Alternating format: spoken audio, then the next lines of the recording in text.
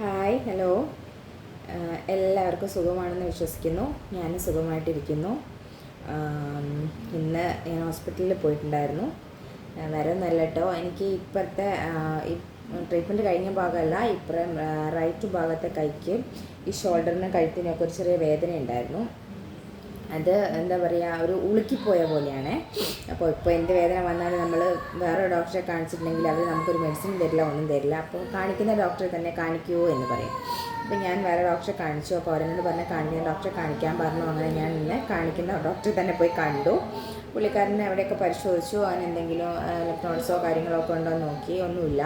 അപ്പോൾ ഡോക്ടറിനോട് പറഞ്ഞു മസിൽ സ്പ്രെയിനോ മറ്റോ ആയിരിക്കും എന്ന് പറഞ്ഞ് എനിക്ക് മെഡിസിനൊക്കെ തന്നിട്ടുണ്ട്. അങ്ങനെ സഹിക്കാൻ വയ്യാത്ത പെയിനൊന്നുമല്ല, ഒരു ചെറിയ പെയിനേ ഉള്ളൂ. അത് കിടക്കുമ്പോഴൊന്നുമില്ല. അല്ലാതെ നമ്മൾ ഇങ്ങനെ നടക്കുമ്പോൾ പിന്നെ അധികം നേരം ഇരിക്കുമ്പോഴേ ഇങ്ങനെ എന്തെങ്കിലുമൊക്കെ എഴുതുമ്പോഴൊക്കെയാണ് ബുദ്ധിമുട്ട് വരുന്നത്. അപ്പോൾ ഞാൻ എന്തായാലും ഒന്ന് വെച്ചുകൊണ്ടിരുന്നതിനെ പോയി കാണിച്ചു. കുഴപ്പമില്ല എന്നാണ് പറഞ്ഞത്. അപ്പോൾ എനിക്ക് ഇന്ന് രാത്രി തൊട്ട് മെഡിസിൻ കഴിച്ച് തുടങ്ങണം. 5 ദിവസത്തേക്ക് മെഡിസിൻ തന്നിട്ടുണ്ട്. അപ്പം ഞാൻ പറയാൻ വന്നത് അതൊന്നുമല്ല. ഇനി ഞാനൊരു പേഷ്യൻ്റെ വീട്ടിൽ പോയി. അപ്പോൾ അവർ എന്നോട് പറഞ്ഞു ആ പേഷ്യൻറ്റിന് എന്താ പറയുക, ലങ് ക്യാൻസറാണ്, ശ്വാസകോശത്തിലെ ക്യാൻസറാണ്. അപ്പോൾ 4th സ്റ്റേജാണ്. അവർ പ്രത്യേകിച്ച് ട്രീറ്റ്മെൻറ്റ് ഒന്നും ഇപ്പോൾ എടുക്കുന്നില്ല. അറിയാൻ വൈകിപ്പോയതാണ്. കാരണം വെച്ചിട്ടുണ്ടെങ്കിൽ കണ്ടിന്യൂസ് ആയിട്ടുള്ള ചുമയായിരുന്നു. അപ്പോൾ ചുമയ്ക്ക് പല സ്ഥലത്തും കാണിച്ചു, പക്ഷേ മാറിയില്ല. അങ്ങനെ ലാസ്റ്റ് ഇപ്പം ഇങ്ങനെ ചുമ കുറയാതെ വന്ന് ഏതൊരു ഡോക്ടറെ കാണിച്ചപ്പം ടെസ്റ്റ് ചെയ്തപ്പോഴാണ് എക്സ്റേ എന്തോ എടുത്തു. അപ്പോൾ അതിനകത്ത് വല്ലാതെ ഒരു ന്യൂമോണിയ പോലത്തെ പാച്ചസ് കണ്ടു. അപ്പോൾ ഷെയ്ഡ് കണ്ട സമയത്ത് അവർക്ക് ഡോക്ടർക്ക് എന്തോ ഡൗട്ട് തോന്നി. പിന്നെ ബാക്കി ടെസ്റ്റുകളൊക്കെ ചെയ്തപ്പോഴാണ് ലങ് ക്യാൻസർ ആണെന്ന് അറിഞ്ഞത്. അപ്പോൾ ഇനിയിപ്പോൾ പ്രത്യേകിച്ച് ഒന്നും ചെയ്യാനില്ല, അത് ബാക്കിയുള്ള ഭാഗത്തേക്കൊക്കെ ബാധിച്ചു പോയി. അതുകൊണ്ട് പ്രത്യേകിച്ച് ട്രീറ്റ്മെൻ്റ് ഒന്നും എടുക്കാൻ പറ്റില്ല എന്നൊക്കെ പറഞ്ഞ് അവരെ വിട്ടിട്ടുണ്ട് എന്തായാലും. അപ്പം ഒരു 58 വയസ്സൊക്കെ വരുന്ന ഒരു ഉപ്പയാണ്. അപ്പം പുള്ളിക്കാരൻ, ഞങ്ങൾ ചെന്ന് കണ്ടപ്പോൾ പുള്ളിക്കാരൻ ചോദിച്ചു, നിങ്ങൾ എന്തിനാ എന്നെ കാണാൻ വന്നതെന്ന് ചോദിച്ചു. ഞങ്ങൾ പറഞ്ഞു ഉപ്പയ്ക്ക് സുഖമില്ലല്ലോ, അതുകൊണ്ട് ഉപ്പയെ കാണാൻ വന്നു. അപ്പോൾ എന്നോട് ചോദിച്ചു, സുഖമില്ല അത് കാണാൻ വരുന്നത്, എവിടെ പലർക്കും സുഖമുണ്ടല്ലോ, നിങ്ങൾ എല്ലാവരെയും കാണാൻ പോകുന്നുണ്ടോ എന്ന് ചോദിച്ചു. ഞാൻ പറഞ്ഞു നമ്മളിങ്ങനെ പേഷ്യൻസിനെയൊക്കെ കാണാൻ പോകാറുണ്ട്. അപ്പോൾ ഉപ്പ ചോദിച്ചു, പാലിയേറ്റീവുകാർ കാണാൻ വരേണ്ടതായിട്ടൊരു അസുഖം എനിക്കുണ്ടോയെന്ന് വെച്ചു. അപ്പം ഞാൻ അവരുടെ ബൈസ്റ്റാൻഡറെ നോക്കിയിട്ട് ഞാൻ ചോദിച്ചു, ബൈസ്റ്റാൻഡർ എങ്ങനെ നോക്കി. അപ്പോൾ അവരിങ്ങനെ എന്നെ ഇങ്ങനെ കണ്ണിങ്ങനെ അടച്ച് കാണിക്കണേ. അപ്പോൾ ഞാൻ ചോദിച്ചു, എന്താ ഇപ്പോൾ ഇങ്ങനെ കാണിക്കുന്നേ എന്ന്. അപ്പോൾ എനിക്ക് തോന്നി ഉപ്പയോട് ഇവർ അസുഖം പറഞ്ഞിട്ടില്ല, എന്നാൽ ഉപ്പയ്ക്ക് എന്തൊക്കെയോ ഡൗട്ടും ഉണ്ട്, അതുകൊണ്ടായിരിക്കും അങ്ങനെ ചോദിക്കുന്നതെന്ന് തോന്നി. ഞാൻ ഉപ്പയുടെ അങ്ങനെയൊന്നുമില്ല ഉപ്പ, ബുദ്ധിമുട്ടൊന്നും ഉണ്ടായിട്ടല്ല, ഞങ്ങളിങ്ങനെ മെഡിസിനൊക്കെ തരും വീട്ടിൽ വന്നിട്ട്. അപ്പോൾ ഉപ്പയ്ക്ക് കുറേ മരുന്നൊക്കെ ഉണ്ടല്ലോ, വാങ്ങാനൊക്കെ ബുദ്ധിമുട്ടല്ലേ, അതുകൊണ്ട് മരുന്നൊക്കെ തരാൻ വേണ്ടി വന്നതാണ്, അല്ലാതെ വേറെ ഒന്നിനും വന്നതല്ല എന്ന് ഉപ്പയെ പറഞ്ഞ് വിശ്വസിപ്പിച്ചു. അതെല്ലാം കഴിഞ്ഞ് ഞങ്ങൾ പുറത്തോട്ട് ഇറങ്ങിയപ്പോൾ മകനോട് ചോദിച്ചു, നിങ്ങൾ ഉപ്പയുടെ അസുഖം അറിയിച്ചിട്ടില്ലേന്ന് വെച്ചു. അപ്പോൾ മകൻ പറഞ്ഞ എന്താ അറിയോ, ഇല്ല ഞങ്ങൾ ഉപ്പയുടെ അസുഖം പറഞ്ഞിട്ടില്ല, ഉപ്പയുടെ അസുഖം പറഞ്ഞിട്ടുണ്ടെങ്കിൽ ഉപ്പയ്ക്ക് അത് താങ്ങാൻ പറ്റില്ല, ഭയങ്കര വിഷമാവും, ബുദ്ധിമുട്ടാകും എന്നൊക്കെ പറഞ്ഞു. അപ്പോൾ ഞാൻ അവരോട് പറഞ്ഞു, ശരിക്കും പറഞ്ഞാൽ നമ്മൾ ആ ചെയ്യുന്നത് ഒരു മര്യാദയുള്ള കാര്യമല്ല. നമ്മൾ വിചാരിക്കും നമ്മൾ വിചാരിക്കും ആ അസുഖം അറിഞ്ഞു കഴിഞ്ഞാൽ ആ രോഗി അങ്ങ് സ്പോട്ടിൽ എന്തെങ്കിലും ആയി പോകുന്നോ, അല്ലെങ്കിൽ ആ രോഗിക്ക് എന്തെങ്കിലുമൊക്കെ അതായി പോകുന്നൊക്കെ വിചാരിച്ചിട്ടാണ് ഫാമിലി ഒരിക്കലും പലരും പേഷ്യൻസിനെ അസുഖം അറിയിക്കാതിരിക്കുന്നത്. പക്ഷേ എനിക്കതൊരു നല്ല കാര്യമായിട്ട് തോന്നിയിട്ടില്ല. കാരണം നമുക്കൊരു അസുഖം ഉണ്ട്, നമ്മൾ അറിയണം, എന്നാലേ അത് അക്സെപ്റ്റ് ചെയ്ത് മുന്നോട്ട് പോകാൻ സാധിക്കുകയുള്ളൂ.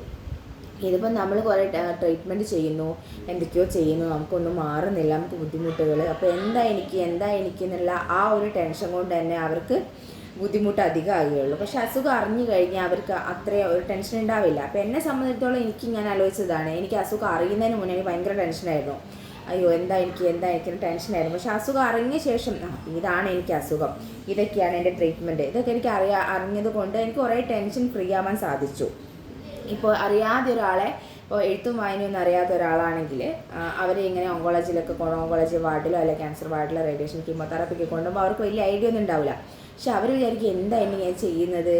ചിലപ്പോൾ നമ്മൾ പോകുന്ന മെഡിക്കൽ കോളേജിലൊക്കെ ആണെങ്കിൽ കീമോ വാർഡിലൊക്കെ അപ്പുറത്തും ഇപ്പുറത്തും ഒക്കെ കഴിഞ്ഞ ആൾക്കാർ മരിക്കുന്നുണ്ടാവും, പല സംഭവിക്കുന്നുണ്ടാവും. പക്ഷേ ഈ ചെല്ലുന്ന രോഗിയുടെ മാനസികമായ ബുദ്ധിമുട്ടുകൾ എന്താണെന്നൊന്നും ആർക്കും മനസ്സിലാകില്ല.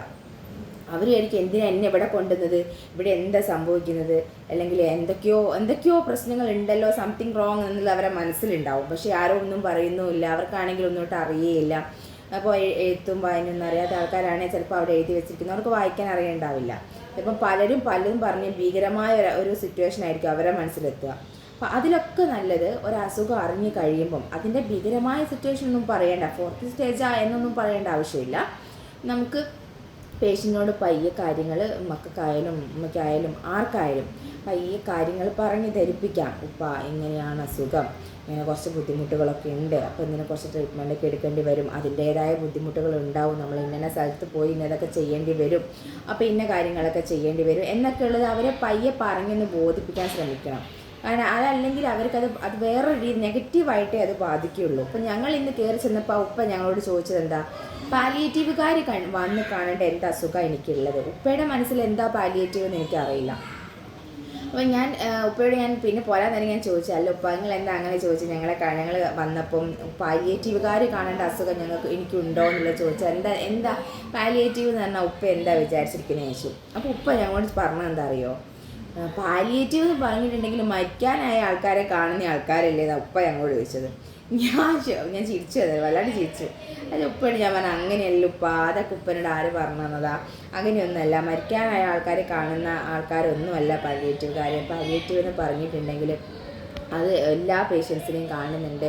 വീടിന് കിടപ്പിലായവരെ കാണുന്നുണ്ട്, മരുന്ന് വാങ്ങാൻ പൈസ ഇല്ലാത്തവരെ കാണുന്നുണ്ട്, കുഞ്ഞു മക്കളെ വരെ നമ്മൾ കാണുന്നുണ്ട്, പിന്നെ എന്താ പറയുക ബുദ്ധിമുട്ടുള്ള ആൾക്കാരെ കാണുന്നുണ്ട്, അതിലെ ക്യാൻസർ രോഗികളെ കാണുന്നുണ്ട്, അങ്ങനെ പല പേഷ്യൻസിനെയും കണ്ടു. അതിൻ്റെ കൂടെ നമ്മൾ മരിക്കാനായ ആൾക്കാരെയും കാണുന്നുണ്ട്, ഇല്ല എന്നല്ല. പക്ഷേ പാലിയേറ്റീവ് എന്ന് പറഞ്ഞിട്ടുണ്ടെങ്കിൽ എന്താ പറയുക മരിക്കാനായ ആൾക്കാരെ മാത്രം കാണുന്ന ഒരു ഡിപ്പാർട്ട്മെൻ്റ് ഒന്നും അല്ല എന്ന് ഞാൻ ഇപ്പോഴും പറഞ്ഞത്. അങ്ങനെ എന്താ പറയുക അങ്ങനെയൊക്കെ പറഞ്ഞ് ഞാൻ അവിടെ നിന്ന് പോന്നു. അപ്പം ഞാൻ ഇങ്ങനെ പോരുന്ന വഴി മുഴുവൻ ഞാനിങ്ങനെ ചിന്തിച്ചതാ, ഒരു രോഗി എപ്പോഴും അയാളുടെ രോഗം അറിഞ്ഞിരിക്കണം, അതിനുള്ള അവകാശം അയാൾക്കുണ്ട്. കാരണം എന്താ വെച്ചിട്ടുണ്ടെങ്കിൽ ആ പേഷ്യൻ്റെ മനസ്സ് എപ്പോഴും ഇങ്ങനെ ഡിസ്റ്റർബ്ഡ് ആയിരിക്കും. നിങ്ങൾ തന്നെ സ്വയം ഒന്ന് ആലോചിച്ച് നോക്ക്, നിങ്ങൾക്കൊരു രോഗം വന്നു, ആ രോഗം എന്താണെന്ന് അറിയാനുള്ള ഒരു താല്പര്യം നിങ്ങൾക്ക് ഉണ്ടാവില്ലേ, അല്ലേ? അതിനുള്ള അവകാശം നിങ്ങൾക്കില്ലേ? അതറിയാത്തടത്തോളം കാലം നിങ്ങളുടെ മനസ്സ് എത്രത്തോളം വിഷമിക്കുന്നുണ്ടാവും. എനിക്കങ്ങനെയാണ്. എനിക്ക് എന്തെങ്കിലും അസുഖം വന്നിട്ടുണ്ടെങ്കിൽ എന്നിൽ നിന്ന് അത് ആരും മറച്ചു വെക്കുന്നത് എനിക്കിഷ്ടമല്ല. അതെനിക്ക് അറിയണം. അതിന് എത്ര മാരക രോഗമായാലും എന്തൊക്കെ പ്രശ്നമായാലും എനിക്കതറിയണം. അപ്പോൾ ഞാൻ എൻ്റെ ഹസ്ബൻഡിനോട് എപ്പോഴും പറയുന്ന കാര്യമാണ്, ഇപ്പം ഞാനില്ലാത്ത സമയത്തൊക്കെ സർജറിയൊക്കെ കഴിഞ്ഞെടുക്കുന്ന സമയത്ത് ഡോക്ടേഴ്സ് പലതും ചിലപ്പം പറഞ്ഞിട്ടുണ്ടാവും, പക്ഷേ ഞാനത് അറിയുന്നില്ലല്ലോ. ഞാൻ ഓപ്പറേഷൻ കഴിഞ്ഞ് മയങ്ങി കിടക്കുന്ന സമയമാണ്. ഇപ്പോൾ എന്താ പുറത്ത് വന്ന് പറഞ്ഞതെന്ന് എനിക്കറിയില്ല. ഞാൻ കയറുന്നതിന് മുന്നേ തന്നെ ഞാൻ ഹസ്ബൻഡിനോട് പറഞ്ഞ ഒരു കാര്യം, സർജറി കഴിഞ്ഞ് ഡോക്ടർ എന്താ നിങ്ങളോട് വന്ന് പറയുന്നത് എനിക്ക് അതേപടി പറഞ്ഞു തരണം. അതിൽ നിന്ന് ഒന്നും ഒളിപ്പിച്ച് വെക്കാൻ പാടില്ല. ഇനി എന്ത് തന്നെ പറഞ്ഞാലും അതെനിക്ക് പറഞ്ഞു തരണം, എനിക്കത് അറിഞ്ഞേ പറ്റുള്ളൂ എന്ന് ഞാൻ ഹസ്ബൻഡിനോട് നേരത്തെ പറഞ്ഞിട്ടുണ്ടായിരുന്നു. അതുകൊണ്ട് തന്നെ എനിക്ക് എൻ്റെ വീട്ടുകാർ എന്നിൽ നിന്ന് ഒന്നും ഒളിപ്പിച്ച് വെച്ചിട്ട് വലിയ കാര്യമില്ലെന്ന് അവർക്കറിയാം. കാരണം ഞാൻ ഏതെങ്കിലും വഴി കണ്ടുപിടിക്കും. പക്ഷേ അത് അങ്ങനെയുള്ള ആൾക്കാർ, ഇതൊന്നും ഡോക്ടറോട് ചോദിക്കാൻ അറിയാത്ത ആൾക്കാരുണ്ടാവും, ഡോക്ടർ എന്താ സംഭവം എന്ന് അറിയാത്ത ആൾക്കാരുണ്ടാവും. അങ്ങനെയുള്ള ആൾക്കാരെയൊക്കെ ശരിക്കും ഫാമിലി പറഞ്ഞ് പറ്റിക്കുന്നത് വളരെ മോശമായ കാര്യമാണ്. നമ്മൾ അതിൻ്റെ ഒരു സീരിയസ്നെസ് അവരോട് പറയരുത്. കാരണം 4th സ്റ്റേജാണ്, ഇനി നമുക്ക് ട്രീറ്റ്മെൻ്റ് ഒന്നുമില്ല, മരിച്ചു പോകും എന്നുള്ള രീതിയിലൊന്നും പറയാൻ പാടില്ല. പക്ഷേ പറയാം, ഇതാണ് അസുഖം, ഇങ്ങനെയൊക്കെയാണ്, അതിനൊരു നാക്കുണ്ട് പറയാൻ. വെറുതെ പോയി ഇപ്പം ക്യാൻസർ ആണെന്ന് പറഞ്ഞിട്ടുണ്ടെങ്കിൽ അത് കുറച്ച് ബുദ്ധിമുട്ട് തന്നെയായിരിക്കും. പെട്ടെന്ന് അതൊന്നും ആക്സെപ്റ്റ് ചെയ്യാൻ പറ്റുന്ന വരില്ല. പയ്യെ പറഞ്ഞ് മനസ്സിലാക്കുക, ഉപ്പാ നിങ്ങൾക്ക് ഇങ്ങനൊരു പ്രശ്നമുണ്ട്, ആ ചുമ ശ്വാസകോശത്തിൽ ചെറിയൊരു മുഴയാണ്, ആ മുഴ നമുക്ക് ചികിത്സിച്ച് ഭേദമാക്കാം, ഓപ്പറേഷനൊന്നും ചെയ്യാൻ പറ്റില്ല, അപ്പോൾ അത് കുറച്ചൊരു ബുദ്ധിമുട്ടുള്ള സംഭവമാണ് എന്നുള്ള രീതിയിൽ അതിൻ്റെ ഒരു സീരിയസ്നെസ് അറിയുന്ന രീതിയിൽ അവർക്ക് പറഞ്ഞു കൊടുക്കുക. ക്യാൻസർ എന്ന വാക്ക് പലർക്കും കേൾക്കുമ്പോൾ തന്നെ പേടിയാണ്. അതുകൊണ്ട് അങ്ങനൊരു രോഗം കേൾക്കാനും ആരും ഇഷ്ടപ്പെടുന്നില്ല.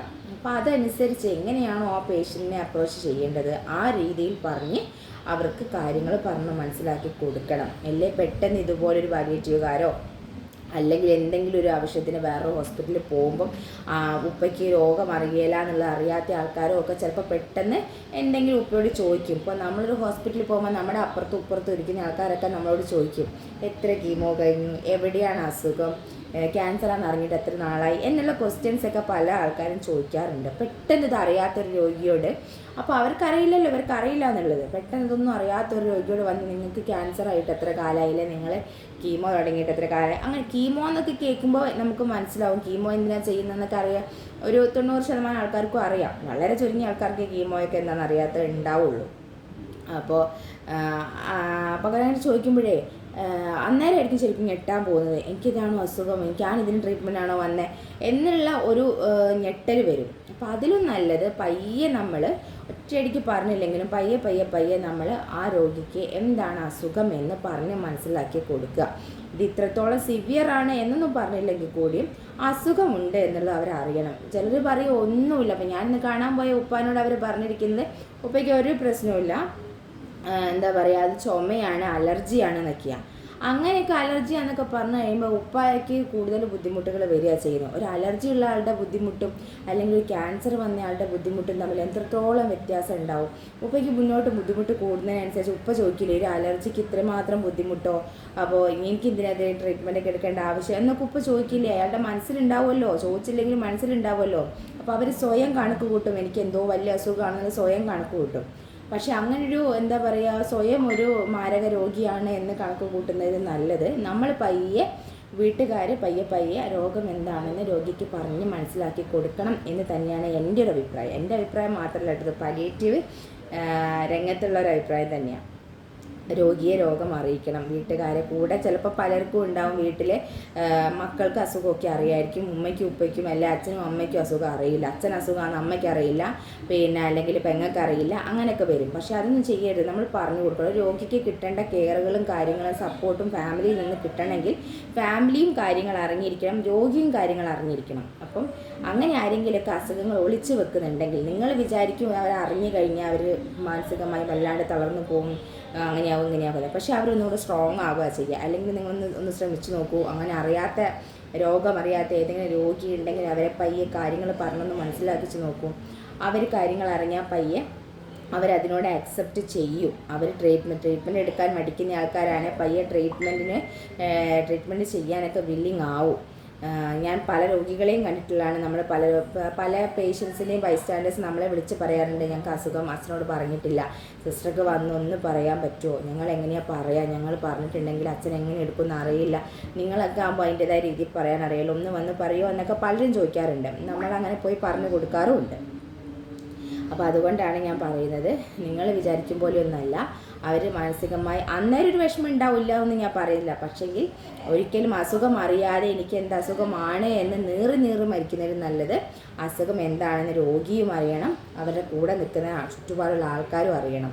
അവരുടെ ഭാര്യയോ മക്കളോ മരുമക്കളോ ആരാന്ന് വെച്ചാൽ അവരൊക്കെ അറിയണം. കാരണം ആ പേഷ്യൻറ്റിന് വേണ്ട കെയർ എങ്ങനെ കിട്ടണം കിട്ടും എന്ന് മനസ്സിലാവണമെങ്കിൽ ആ രോഗം ചുറ്റുപാട് നിൽക്കുന്നവരും കൂടി അറിയണം. എന്നാൽ മാത്രമേ അവർക്ക് വേണ്ട കെയറും കാര്യങ്ങളും ഒക്കെ കൊടുക്കാൻ കഴിയുള്ളൂ. ചിലപ്പോൾ ഒരു ലാസ്റ്റ് നിമിഷത്തിലേക്കൊക്കെ അവർക്ക് ഒരുപാട് കാര്യങ്ങൾ ചെയ്യാനുണ്ടാവും, പറയാനുണ്ടാവും, അങ്ങനെ പലതും ഉണ്ടാവും. അപ്പോൾ അസുഖം എന്താ പറയുക, നമ്മൾ അസുഖമൊന്നും അറിയാത്ത ഒരാൾക്കാണെങ്കിൽ അതിനൊന്നും സാധിക്കില്ല. അപ്പോൾ നമുക്ക് അവർക്ക് ചെയ്യാനുള്ളത് എന്തൊക്കെയാണെന്ന് ഒന്ന് ജസ്റ്റ് അവർക്ക് അസുഖം ഒന്ന് ജസ്റ്റ് എക്സ്പ്ലെയിൻ ചെയ്ത് കൊടുത്തിട്ട് എന്താ പറയുക, ആ പേഷ്യൻറ്റിനോട് അങ്ങനെ ഒരു നീതിയെങ്കിലും കാണിക്കണം. അപ്പോൾ ഇന്ന് അവിടെ ചെന്നപ്പോൾ എനിക്ക് അങ്ങനെ തോന്നി. കാരണം ഉപ്പയ്ക്കൊന്നും അറിയാത്തൊരവസ്ഥ. ഞാൻ അവരുടെ മകനോട് പറഞ്ഞു കേട്ടോ, നിങ്ങൾ ജസ്റ്റ് ഉപ്പയോടൊന്ന് പറഞ്ഞേക്ക് ഇത് അസുഖം എന്നുള്ളത്. അല്ലെങ്കിൽ കുറച്ച് കഴിയുമ്പോൾ ഉപ്പ നിങ്ങളോട് തന്നെ ചോദിക്കും, വരുന്നവരോടൊക്കെ ഉപ്പ ചോദിക്കുന്നുണ്ട്, നിങ്ങളൊക്കെ എന്തിനാണ് വരുന്നത്, എന്താ എനിക്ക് അസുഖം എന്ന്. ആ ഉപ്പയുടെ മനസ്സൊന്ന് ആലോചിച്ച് നോക്കൂ. വീട്ടുകാർ സത്യം പറയാത്തതിൻ്റെ കാരണം ഇതാണ്. അവർക്ക് അതറിഞ്ഞാൽ അവർ എന്തെങ്കിലും പറ്റിപ്പോവോ അല്ലെങ്കിൽ അവർക്ക് മാനസികമായി എന്തെങ്കിലും ബുദ്ധിമുട്ടായി പോവോ എന്നൊക്കെ പേടിച്ചിട്ടാണ്. സത്യം പറഞ്ഞാൽ വീട്ടുകാരുടെ പേടിയാണ്, അല്ലാതെ പേഷ്യൻ്റ് ഒന്നും ആവുകയില്ല. ഞാനങ്ങനെ പറഞ്ഞിട്ടുണ്ട് ഉപ്പയ്ക്ക് എന്തെങ്കിലും പറ്റുമോ എന്നുള്ള മക്കളുടെ പേടിയാണ്, അല്ലെങ്കിൽ ഭാര്യയുടെ പേടിയാണ് പറയാൻ. അല്ലാതെ പേഷ്യൻ്റ് ഒരു പ്രശ്നം ഉണ്ടാവില്ല പറഞ്ഞിട്ടുണ്ടെങ്കിൽ. നിങ്ങൾ പയ്യെ പറഞ്ഞു നോക്കൂ. അങ്ങനെ എന്തെങ്കിലും ഉണ്ടെങ്കിൽ നിങ്ങൾ പയ്യെ പറഞ്ഞു നോക്കൂ. പേഷ്യൻ്റ് അത് ആക്സെപ്റ്റ് ചെയ്യും. അങ്ങനെ ചെയ്യണം. ഇത് ചെയ്യാനുള്ള ഒരു മനസ്സ് അവർക്ക് ഉണ്ടാവും. അപ്പോൾ അങ്ങനെ ആരെങ്കിലുമൊക്കെ ഉണ്ടെങ്കിൽ പയ്യെ കാര്യങ്ങൾ പറഞ്ഞ് മനസ്സിലാക്കാൻ ശ്രമിക്കൂ കേട്ടോ. കാരണം അതൊരു പേഷ്യൻറ്റിൻ്റെ റൈറ്റ്സാണ്. ആൾക്ക് എന്താ അസുഖം എന്നറിയാൻ അവർക്കതിനുള്ള റൈറ്റ്സ് ഉണ്ട്. അപ്പം കാര്യങ്ങൾ മനസ്സിലാക്കി പയ്യെ പേഷ്യൻറ്റിനെ കാര്യങ്ങൾ മനസ്സിലാക്കി പയ്യെ പയ്യെ പറയുക. നിങ്ങൾക്ക് സാധിക്കുന്നില്ലെങ്കിൽ അത് അങ്ങനെ പറയാൻ ഒരു ഡോക്ടറോ ഒരു നേഴ്സോ പറ്റിയ ആരെങ്കിലും ഒരാളെ കൊണ്ട് പറയിപ്പിക്കുക. അതിൻ്റെ ഒരു ഭീകര രൂപമൊന്നും പറയരുത്, എന്നാലും അസുഖം ഇതാണെന്നുള്ളത് അറിയിക്കുക. അത് പേഷ്യൻറ്റിനോട് കാണിക്കേണ്ട ഒരു സാമാന്യ നീതിയാണെന്ന് മനസ്സിലാക്കുക.